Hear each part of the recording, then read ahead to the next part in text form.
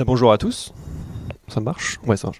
Moi, je vais vous présenter donc du coup mon projet qui est de réaliser une enceinte 100% donc DIY, donc fait par moi-même, que ça soit donc l'aspect extérieur, que ça soit par exemple aussi les cartes de développement concernant l'amplification audio ou autre. Alors, je me suis permis un petit jeu de mots. Mon nom de famille c'est Michel et j'ai voulu recréer un petit peu le style des enceintes Marshall. Du coup, j'ai appelé cette enceinte Michal. Alors les caractéristiques de mon enceinte, c'est du coup un point de connexion Bluetooth. On peut avoir un point de connexion audio aussi filaire, comme la plupart des enceintes. On peut se connecter directement donc, sur secteur pour avoir de l'alimentation, ou encore directement via batterie. On peut faire apparaître la FFT, donc en gros, si vous voulez, c'est le spectre de la musique à l'arrière sur une matrice de LED.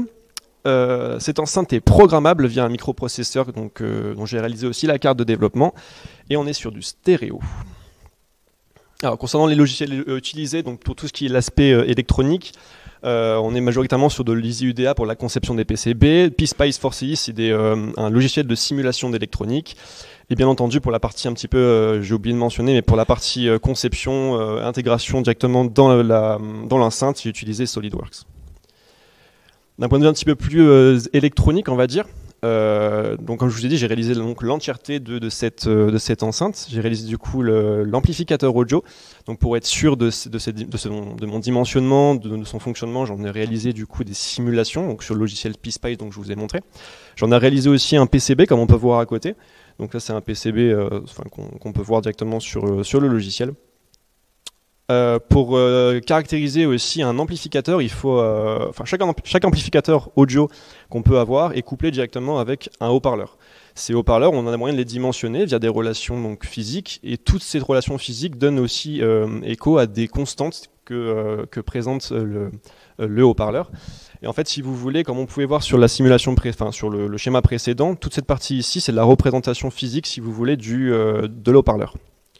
Donc j'en ai déduit donc, tout ce schéma électronique pour en faire des simulations. Et le but c'était de valider l'aspect du signal audio en sortie du coup de cet amplificateur. Et j'en ai eu pour un signal d'entrée, on va dire une sinusoïde toute simple, j'ai eu ce signal de sortie qui est correctement amplifié, qui correspond à mes intentes, moyennant au tout début des petits parasites, mais ça c'est pas dramatique. Par la suite, donc j'ai pu en déduire le haut-parleur qu'il me fallait pour réaliser mon enceinte connectée. Donc à ce stade, on a du coup l'amplificateur audio et le haut-parleur.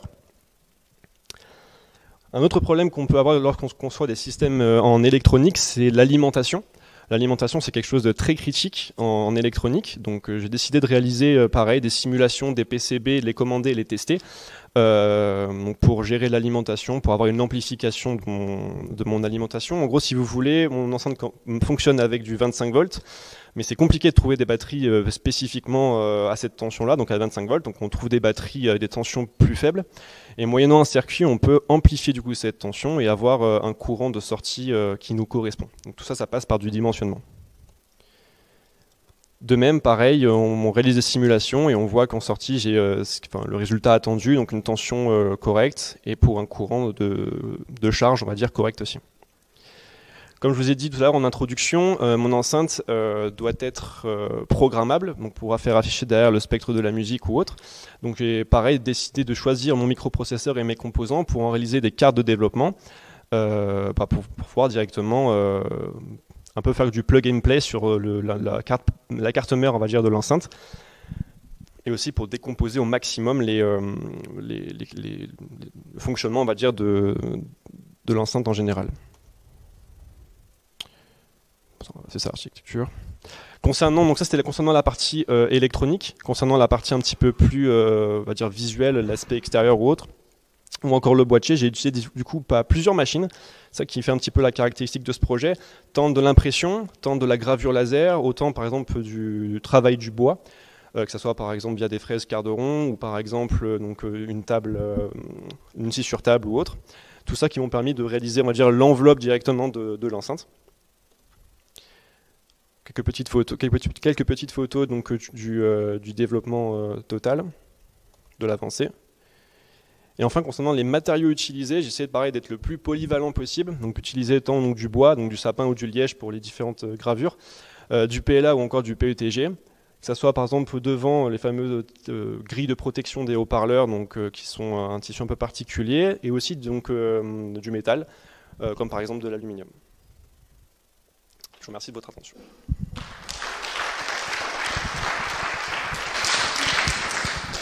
Très bien, merci. Y a-t-il des questions?